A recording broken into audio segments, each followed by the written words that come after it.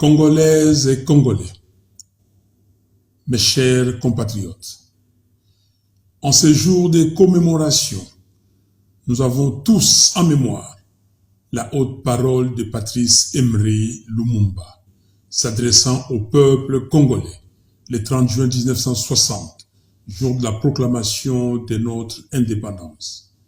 En substance, il a affirmé que, je cite, « c'est par la lutte que l'indépendance a été conquise.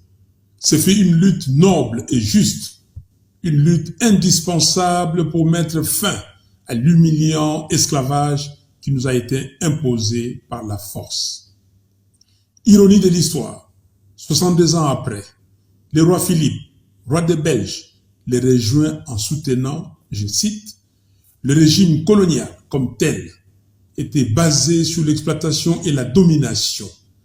Ce régime était celui d'une relation inégale, en soi injustifiable, marquée par les paternalismes, les discriminations et les racismes. Il a donné lieu à des exactions et des humiliations. » Fin de citation. Les regrets du roi Philippe ont été entendus, mais ça ne suffit pas, car il s'agit des crimes contre l'humanité qui requièrent pardon, justice et réparation.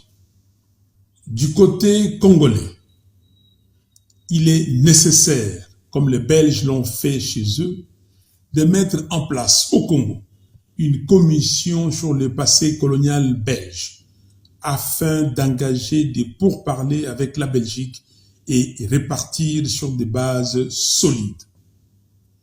Congolaises et Congolais, dans ces contextes, soutenir aujourd'hui que, je cite, la porte d'entrée en Europe, parlant de l'Europe diplomatique, politique et des affaires, c'est la Belgique. Si la Belgique gronde, ou si elle est fiévreuse par rapport à la RDC, toute l'Europe la suivra. Fin des citations. C'est faire preuve de méconnaissance de la géopolitique mondiale, des complexes de néo-colonisés et des dénis de mémoire.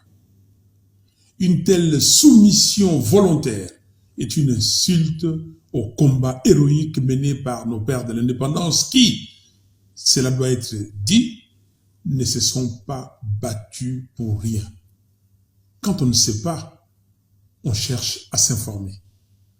Le passé est la racine du futur. On n'oublie pas le passé. On s'en sert pour bâtir l'avenir. Enseigner notre histoire, c'est donner à nos enfants les clés de l'apprentissage du temps.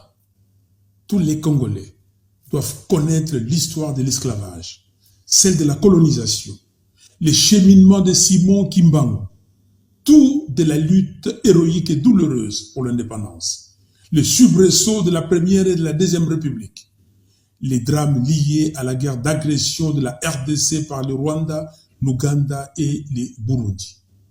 On doit enseigner à nos enfants comment les Congos, fidèles aux traditions ancestrales, a accueilli les Rwandais et les Ougandais contraints à l'exil parce que fuyant les guerres interethniques dans leurs pays respectifs. On doit aussi leur enseigner les circonstances de la naissance de la Troisième République, ainsi que tant d'autres faits qui ont émaillé l'histoire de notre pays. Congolaises et Congolais, 62 ans après l'indépendance, la RDC patauge dans un catastrophique surplace existentiel.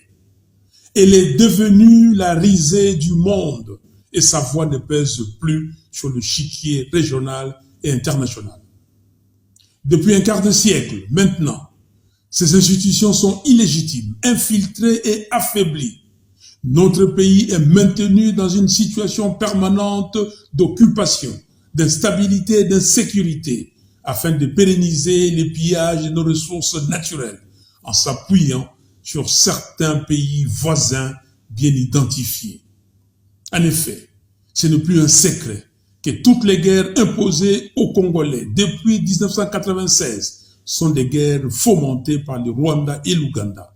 Et le peuple congolais paye un lourd tribut pour avoir offert son hospitalité à des voisins fuyant la guerre interethnique chez eux.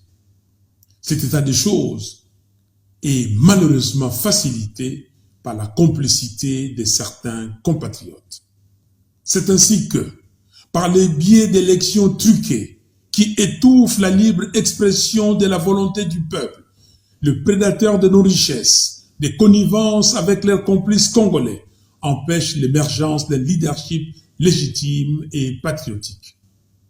L'agression dont nous sommes victimes actuellement nous interpelle et avec nous toutes les consciences du monde. Nous devons rester unis derrière nos forces armées et ne pas céder aux intimidations et aux provocations de tout genre. La RDC compte plus de 450 tribus, composées des Congolaises et des Congolais d'égale dignité, désireuses de vivre en harmonie dans l'unité et la concorde. Il est temps que la communauté internationale, qui avait facilité l'accueil de ces réfugiés chez nous, prenne ses responsabilités aussi. Le Rwanda, l'Ouganda et le Burundi doivent-ils sortir leurs troupes militaires du Congo? Il est aussi temps d'exploiter le rapport mapping de l'ONU et d'en donner une réponse adéquate en instaurant un tribunal pénal international pour les Congos. Congolaises et Congolais, au sujet de l'intégration de notre pays à la communauté d'Afrique de l'Est, il s'y est de rappeler que le Congo n'est pas un pays d'Afrique de l'Est, mais d'Afrique centrale. Par conséquent, on ne peut en aucun cas accepter la tentative de partition de notre pays telle que préconisée subtilement dans les communiqués du 20 juin 2022 sanctionnant le 3e conclave des chefs d'État de la communauté d'Afrique de l'Est. En effet, les communiqués précisent que, je cite, « Le chef d'État ont délibéré sur la situation sécuritaire prévalant à l'est de la RDC et sur les mesures visant à promouvoir la paix, la stabilité et le développement dans l'est de la RDC et dans la région plus élargie de l'Afrique de l'Est. » Fin de citation. Notez avec nous la supercherie, le développement dans l'est de la RDC et dans la région plus élargie de l'Afrique de l'Est. Nous ne sommes pas dupes. Prenons conscience qu'un pays digne de ce nom ne peut sous-traiter sa sécurité et sa défense à d'autres, surtout pas à des pays qui convoitent ses richesses naturelles et ses terres. Il nous revient à nous, Congolais, de nous doter d'une armée républicaine, forte et dissuasive, à même de garantir l'intégrité de notre territoire et de protéger les personnes et leurs biens. Le Congo, avec ses richesses naturelles et sa population de plus de 100 millions d'habitants, doit être une puissance à même de jouer le rôle de locomotive en Afrique subsaharienne. Congolaises et Congolais, changer le destin des millions de Congolais, sortir notre pays de ces marasmes et le positionner de manière durable au centre des nations prospères requiert de la part d'un leader un amour viscéral du Congo. Il ne s'agit pas seulement des paroles, il faut des actes. Il n'y a pas d'amour sans preuve d'amour. Quand on vole son pays, on ne l'aime pas. Quand on instrumentalise la justice pour qu'elle revienne sur ses décisions, supposées prises au nom du peuple, on n'aime pas son pays non plus. Mais aimer passionnément son pays ne signifie nullement haïr les autres, ce qui relèverait d'une vision étriquée et régressive de la politique. Le respect scrupuleux de la souveraineté et le bien-être de mes concitoyens sont une exigence de mon engagement politique. Cela ne signifie pas le rejet de l'autre, ni un appel à la vie en autarcie. Les nations sont contraintes à dialoguer dans le respect, de l'égalité dans les relations internationales et de la dignité de chaque peuple. Congolaises et Congolais, nous voici à 18 mois des élections générales de 2023. Ces élections doivent avoir lieu dans les délais prescrits dans la Constitution. Pas de glissement possible. Par conséquent, pour que les élections soient impartiales, transparentes et apaisées, la Cour constitutionnelle, les conseils d'État, la CENI, la loi électorale, la loi sur l'identification et l'enrôlement des électeurs, ainsi que le calendrier électoral doivent faire l'objet d'un large consensus entre les parties prenantes.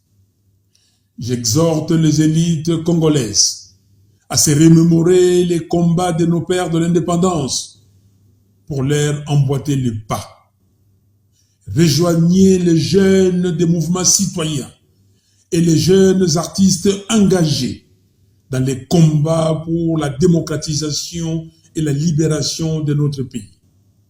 Nous n'avons pas le droit, en effet, de laisser à nos enfants et petits-enfants un pays vulnérable. Sauvons le pays en danger. La nation, socle de l'unité et base du vivre ensemble. La République unie et indivisible. Et la citoyenneté comme participation volontaire à la construction responsable de notre destin commun sont des conquêtes de chaque instant. Elles se consolident dans l'épreuve et dans la durée. Face à la tentation du pire, il est urgent que les Congolaises et les Congolais s'unissent autour de leur bien le plus précieux, la nation et la République. Plus que jamais, un devoir de vigilance s'impose et nous devons nous battre pour sacraliser notre unité et remettre la cohésion nationale au cœur de notre projet social. Le Congo, cœur de l'Afrique et poumon du monde, a une vocation universelle. Il a le devoir absolu d'être un acteur dynamique dans les relations internationales et un artisan actif dans la consolidation des relations fraternelles dans les grands concerts des nations du monde. Grand pays d'accueil, doté d'une longue et solide tradition d'hospitalité, le Congo est une nation ouverte aux autres, soucieuse de la paix et de la fraternité universelle, gardienne jalouse des traditions ancestrales africaines. Dans la grande enceinte du monde sans frontières, qui marche au rythme des défis et enjeux globalisés, la présence de la République démocratique du Congo s'y articulera significativement autour de son potentiel politique, économique, social, diplomatique et culturel. 62 ans après les rêves brisés de Patrice Emery Lumumba, la situation de notre pays est de plus catastrophique. Seul un engagement sérieux de tous les Congolais à l'idéal que Lumumba a proclamé le 30 juin 1960 est capable de renverser qualitativement l'ordre des choses et nous permettre de dresser nos fronts longtemps courbés. Nous rendons hommage à notre héros national.